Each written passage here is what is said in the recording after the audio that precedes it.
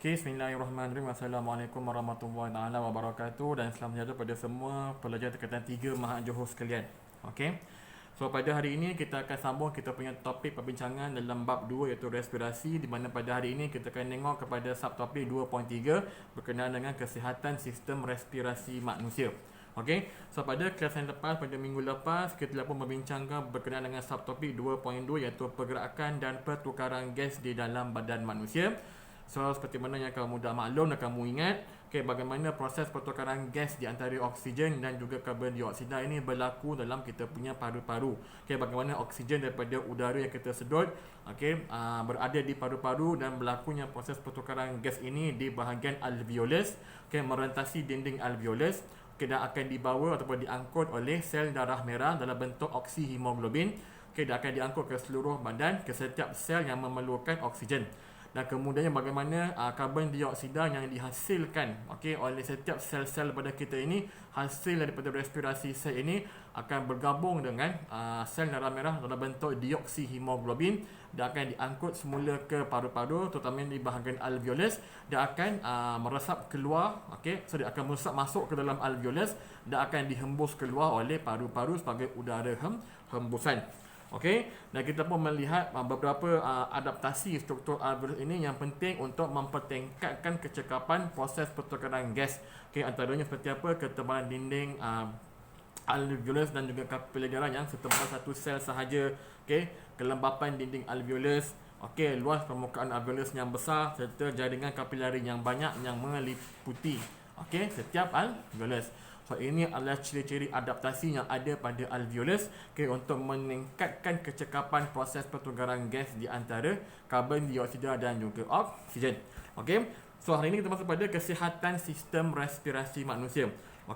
So biasalah bila kita tengok sekarang dengan perubahan zaman, daripada zaman dahulu hingga zaman sekarang, daripada berlakunya industri, revolusi industri pada awal kurun ke-19.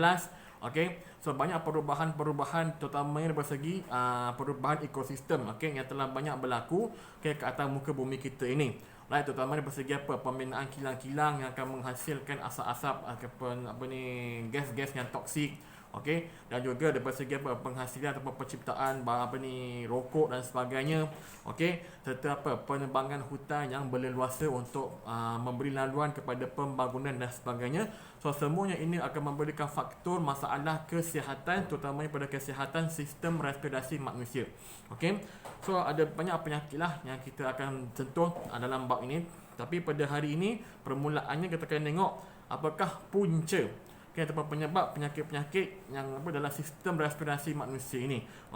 Terutamanya dalam udara kita sekarang ini, kita dapati bahawa bukan sekadar kita ada oksigen, karbon dioksida, nitrogen dan sebagainya, tapi dalam udara yang kita sedut setiap hari ini juga ada banyak bahan-bahan toksik, bahan-bahan beracun yang dibebaskan pada setiap hari dengan kadar yang tinggi. Yang di mana kita nak tak nak terpaksalah sedut bersama bahan-bahan tersebut untuk mendapatkan oksigen kita juga. So bila kita sedut saja kita punya udara, kita bukan sekadar mengambil oksigen, tapi juga kita terpaksa juga mengambil bahan-bahan toksik yang ada dalam udara kita ini. So antara bahan-bahan toksik yang ada yang selalunya dibebaskan ke persekitaran kita ini, pertama adalah seperti tar rokok. Yang kedua ialah seperti gas karbon monoksida. Yang ketiga gas sulfur dioksida. Yang keempat ialah gas nitrogen dioksida. Dan yang kelima antara lain seperti jerebu, debu dan debunga. So ini adalah antara 5 bahan-bahan yang boleh memudaratkan sistem respirasi manusia. So kita tengok kepada yang paling biasa, paling common, iaitu tar rokok. So kita tengok kat luar sana sini, mungkin di sekeliling kita pun terdapat ramai di kalangan kita, keluarga kita ke ataupun mungkin rakan-rakan terdekat kita ini yang menghisap rokok. So rokok ni sebenarnya satu punca masalah penyakit sistem respirasi yang paling utama. Dalam sebatang rokok itu bukan sekadar ada tar rokok, tapi ada bermacam-macam lagi bahan toksik yang boleh menyebabkan penyakit kepada sistem respirasi manusia, terutamanya penyakit seperti bronkitis, okey, bronchiolitis, okey, dan juga penyakit seperti apa yang paling teruk ialah kanser paru. Okey, so bila kita sebut perkataan tar rokok, okey, TAR, tar. So bila kita sebut perkataan tar ni, kebiasaannya kita akan fikirkan bahawa tar jalan raya yang hitam belikat tu, okey, tapi tidak. Okey, untuk makluman kamu, tar rokok di sini TAR itu merujuk kepada satu perkataan. Okey, dia adalah akronim kepada Total Aerosol Residue. Okey, TAR, Total aerosol residue. Okey, so tar rokok dan tar jalan tak sama. Okey, dulu kita tengok iklan rokok ni bila dikatakan dalam rokok ada tar, dia terus compare dengan tar jalan. Tidak. Okey, so tar dalam rokok itu dia stand for total aerosol residue, iaitu bermaksud jumlah sisa aerosol yang terdapat dalam rokok ini yang boleh menyebabkan pengumpulan asap dalam paru-paru kita, yang boleh menyebabkan masalah ataupun ancaman kepada sel-sel paru-paru kita.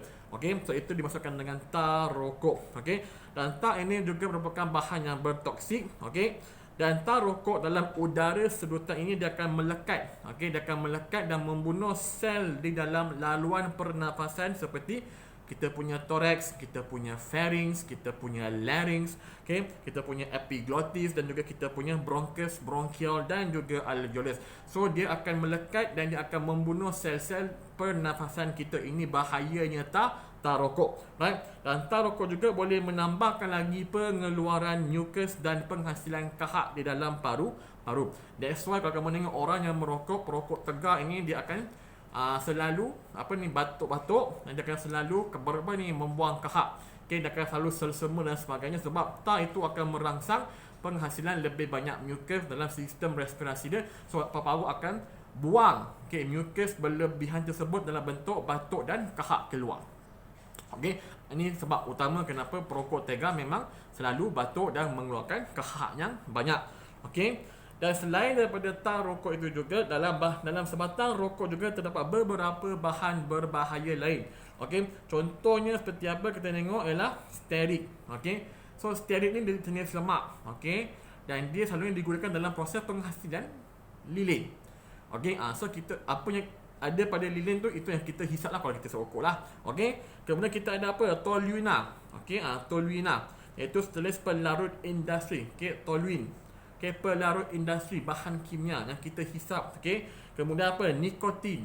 Okay, nikotina. Okay, yang selalunya terdapat dalam racun serangga. Okay, so untuk makluman kamu, antara semua bahan rokok ini, nikotina lah yang paling menyebabkan ketagihan kepada rokok. Sebab itulah orang yang dah mula rokok, okay, dia memang susah nak berhenti merokok sebab dia mengalami ketagihan kepada rokok tersebut. Punca utama ialah bahan yang dipanggil sebagai nikotin. Okay, so nikotin inilah yang akan menyebabkan ketagihan seseorang pada rokok. So bila seorang yang merokok tegar ni dah selalu rokok, okay, bila kita suruh dia berhenti ataupun dia cuba untuk berhenti, okay, dia akan mengalami masalah apa panggil withdrawal syndrome. Okay, withdrawal syndrome. Okay, so dia akan mengalami masalah di mana dia akan mula menggigil, okay, dia tak boleh nak fokus, okay, mata dia merah dan sebagainya. Okay, inilah simptom-simptom ketagihan. Sekarang ini disebabkan oleh nikotina. Seterusnya dalam rokok juga ada amonia yang biasa digunakan untuk penghasilan baja dan juga pelarut cuci lantai.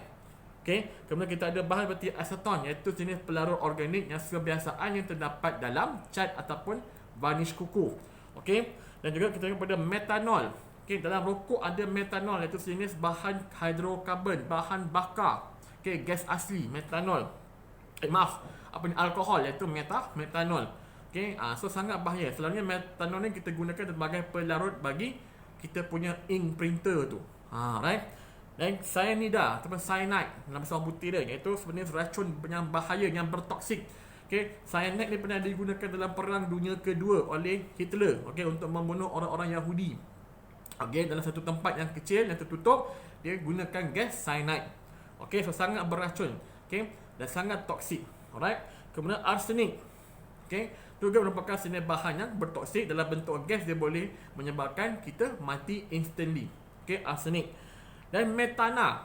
Ni metana pun sejenis asap kumbahan ataupun mungkin lebih banyak pada penghasilan gas-gas asli, iaitu hidrokarbon metana. Okay, kemudian karbon monoksida.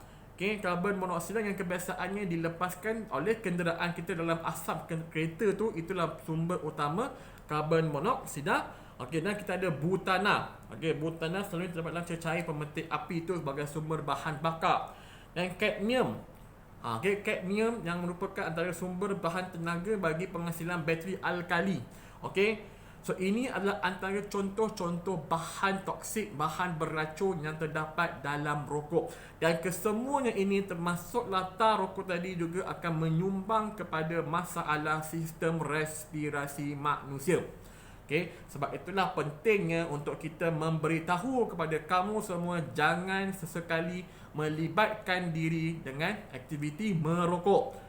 Okey, jangan cuba-cuba nak rokok. Memang rokok ni orang kata memang bahaya.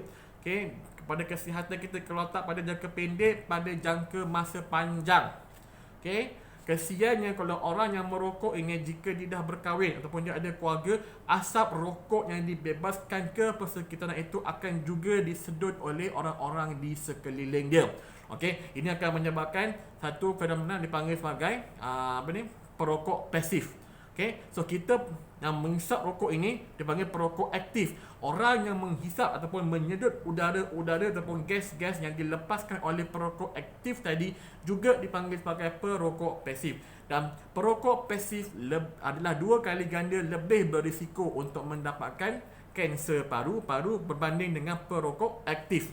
Okay, so ingat ini, bila saya katakan pada kamu semua tentang rokok, jangan sesekali kamu mencuba-cuba nak rokok. Okay, sebab rokok ni memang tak seronok langsung. Okay, tak ada orang kata, wah so cool lah you smoking lah. Tak ada. Okay, sila lupakan niat tu. Kalau ada yang berniat, lupakan niat tersebut. Rokok berbahaya. Okay, kalau tidak pada diri kita, ingatlah kepada orang-orang di sekeliling kita. Okay, terutamanya keluarga kita yang mungkin kamu nanti dah besar, akan berkahwin, akan ada anak. Kesianlah pada anak-anak tersebut. Sebab mereka ni lebih cenderung untuk mendapat penyakit lebih teruk daripada kita yang dewasa. Okay, so ini pesanan saya, jangan merokok dan jangan sesekali cuba untuk merokok. Okay, bila kita sebut merokok juga, the same thing juga saya akan beritahu, jangan sesekali hisap vape. Mungkin ada yang kata, oh tak rokok, tak boleh ikut hisap vape. Pun sama juga, vape pun tidak dibenarkan. Okay, tidak boleh. Okay, sebab apa? Sebab walaupun kamu boleh katakan bahawa oh vape tak ada benda, dia sekadar ada flavor ke. Flavor itu daripada bahan kimia, betul tak? Okay, dan kamu convertkan flavor itu daripada cecair kepada gas. So, bila kamu convertkan cecair kepada gas, apa yang berlaku ialah gas itu adalah beracun pada bahan toksik dan dia juga mempunyai tenaga haba yang tinggi. So, bila kamu sedut sahaja udara vape tersebut, dia akan terus merosakkan sel-sel pernafasan kamu juga. The same thing happen. Okay, sebab itulah penting yang kamu kena faham, rokok dan vape adalah 2 benda yang hampir sama. Okay, apa sahaja yang mengeluarkan asap, apa semua, itu semua tidak baik untuk sistem respirasi kamu. Malah kita sebagai orang Islam kena ingat, okay, bahawa Majlis Fatwa Kebangsaan telah pun mengeluarkan fatwa, okay, bahawa rokok dan vape adalah haram. Dan ini juga disokong oleh beberapa fatwa oleh mufti-mufti ataupun ulama-ulama dunia yang lain. Okay, atas sebab apa? Atas disebabkan bahawa rokok dan juga vape ini juga memudaratkan kesihatan kepada manusia. Dan apa sahaja yang memberi kemudaratan kepada kita perlulah dijauhi. Okay, so jika kita ini seorang yang yang kita panggil penganut agama Islam yang beriman kepada Allah Subhanahu Wa Taala, maka dengarlah, okay, dan ikutlah kata-kata ulama tadi, jangan sesekali mencuba benda yang haram. Okey, sebab itulah benda-benda yang Allah dah tegah yang boleh memudaratkan kesihatan kita. Okey, ini pesanan daripada saya kepada kamu semua. Harapan saya agar kamu mengambil maklum dan mengambil iktibar. Okey, dan benda ini sangat-sangat penting untuk kamu tidak sesekali mencuba melakukan sesuatu yang tidak baik. Okey, so itu tentang tar rokok. Seterusnya kita nak kepada bahan seperti karbon monoksida. Okey, so karbon monoksida ini dia lebih banyak dijumpai dalam asap-asap kenderaan, okay, melalui exhaust kenderaan dan juga mungkin daripada asap rokok. Okey, so gas karbon monoksida ni adalah gas yang tidak ada warna, dia tanpa warna dan tidak berbau. Ini bahayanya. Okey, gas karbon monoksida dia tak ada bau dan tak ada warna. So sangat sukar untuk kita nak kesan. Alright. Dan lagi bahayanya bila gas karbon monoksida ini okey, meresap masuk dalam kita punya alveolus ke dalam kapilari darah, karbon monoksida akan lebih cenderung untuk bergabung dengan kita punya hemoglobin dalam sel darah merah kita untuk membentuk satu bahan dipanggil sebagai karboksihemoglobin. Okey. So karboksihemoglobin ini dia sangat kuat, okey, merupakan satu ikatan kimia, sebatan kimia yang sangat kuat dan sangat stabil. Okey. So bila sangat stabil maka sukarlah untuk dia berpisah. Okey, jika kita bandingkan dengan oksihemoglobin, antara oksigen dengan hemoglobin yang tak stabil, so dia mudah untuk berpisah. Okey, karbon monoksida bila dia bergabung dengan kita punya hemoglobin dalam sel darah merah, dia akan menyebabkan satu pembentukan satu bahan kimia yang sangat stabil dipanggil sebagai karboksihemoglobin. So bila karboksihemoglobin terbentuk dalam sel darah merah kita dan sangat stabil, maka sukarlah untuk dia berpisah dengan kita punya hemoglobin, menyebabkan oksigen yang ada dalam kita punya paru-paru tidak dapat bergabung dengan hemoglobin kita dan tidak boleh diangkut ke sel-sel badan kita seperti yang biasa. Ini menyebabkan sel-sel badan kita ini kekurangan oksigen. So kondisi ini dipanggil sebagai hypoxia, kekurangan oksigen. Dan bila sel-sel ini kekurangan oksigen, maka respirasi sel tidak boleh berlaku, maka implikasinya manusia itu akan mati. Okey, so ini yang bahaya gas karbon monoksida jika disedut dalam kuantiti yang sangat-sangat banyak. Okey, dia boleh menyebabkan oksigen tak boleh meresap masuk ke dalam badan kita. Okey, sebab itulah penting untuk kita berhati-hati dengan gas karbon monoksida. Alright, seterusnya ialah apa? Sulfur dioksida. Okey, so sulfur dioksida ni dia banyak dibebaskan ke persekitaran. Okey, hasil daripada pembakaran arang batu dari stesen jana kuasa elektrik ataupun mungkin daripada kilang-kilang yang lain. So gas sulfur dioksida ni yang bahayanya ialah gas ni juga tak ada warna, okey, tapi dia dengan ada bau yang menyesakkan. Okey, so gas ini ialah gas tanpa warna dengan bau yang agak menyesakkan. So bila kita bau gas sulfur dioksida ni, dia akan menyebabkan kita setengik. Okey, rasa macam tak boleh go lah. Okey, ni dia punya gas sulfur dioksida. Okay, biasa kalau kamu tengok dekat gunung berapi. Okay, siapa yang pernah pergi ke Indonesia kan, kawah-kawah gunung berapi tu, kalau siapa yang pernah masuk, kamu akan ada satu macam bau rotten egg kan, macam bau telur busuk. So itulah bau bagi gas sulfur. Okay, dia bau yang agak menyengatkan, okay, yang tengik. Alright, dan gas ini dia boleh buat apa? Dia boleh merengsakan kita punya laluan pernafasan, boleh menyebabkan penyakit seperti batuk, okay, sukar bernafas, bronkitis dan juga kanser paru-paru. Okay. Dan gas sulfur dioksida juga bila dia berada di udara kita, dia akan bergabung dengan molekul air, dia boleh menyebabkan hujan berasid. So ada banyak penyakit ataupun masalah yang disebabkan oleh gas sulfur dioksida. Seterusnya kita kepada nitrogen dioksida. Okay. So nitrogen dioksida ni banyak dibebaskan ke udara, lazimnya dihasilkan oleh pembakaran bahan api seperti petrol dan diesel dalam kenderaan juga. Okay, so gas nitrogen dioksida ini, okay, dia adalah gas yang dia ada warna, okay, berwarna perak, okay, dengan baunya menyesakkan juga. Dan gas ini boleh merengsa laluan pernafasan dan menyebabkan batuk, sukar bernafas dan juga asma. Okay, so inilah gas nitrogen dioksida. Dan last kali kita ada jerebu, debu dan debunga. Okay, yang banyak dibebaskan ke persekitaran, terutamanya jerebu lah. Okay, hasil daripada pembakaran terbuka, okay, ataupun aktiviti kilang yang tak dikawal dengan baik dan sebagainya, boleh menyebabkan udara kita tercemar dengan jerebu. Okay, so bila jerebu ni dia akan menyebabkan kita ni sukar nak bernafas. Okay, dan kata pada masa yang sama juga dalam udara kita ni ada debu dan juga debunga yang jika disedut dalam sistem respirasi kita mungkin menyebabkan masalah respirasi dan juga antara penyebab utama kepada masalah asma, okay, bagi debu dan debunga. So ini adalah antara bahan-bahan yang beracun, okay, yang bertoksik, yang dibebaskan di udara kita, okay, yang boleh memberikan kemudaratan kepada kita punya sistem respirasi. Okay, so kita tengok kepada penyakit respiratory dan juga simptom-simptomnya. Okay, so ada banyak penyakit-penyakit respiratory ini, tapi kita akan mentionkan 4 sajalah yang paling penting. Okay, so yang pertama ialah asma. Okay, so asma ini dirangsang oleh kehadiran debu, okay, debunga jerebu, asap rokok dan juga asap daripada exhaust kenderaan bermotor, pembakaran terbuka dan juga kebakaran hutan. Okay, simptom asma, okay, termasuklah sesak nafas, semput dan batuk. Okay, so kebiasaannya asma ni dia ada dia punya trigger. Okay, ada punca penyebab dia. Okay, dia tidak akan sesuka hati dia muncul. Okay, selalunya paling common ialah orang-orang yang asma ini disebabkan oleh apa? Bunga ataupun debu ataupun hama dalam udara, ataupun mungkin cuaca juga boleh memainkan faktor ataupun peranan dalam asma juga. Okay, selalunya asma ni dia wujud pada peringkat kanak-kanak, tapi selalunya bila kita dah makin dewasa dia akan mula hilang selalunya.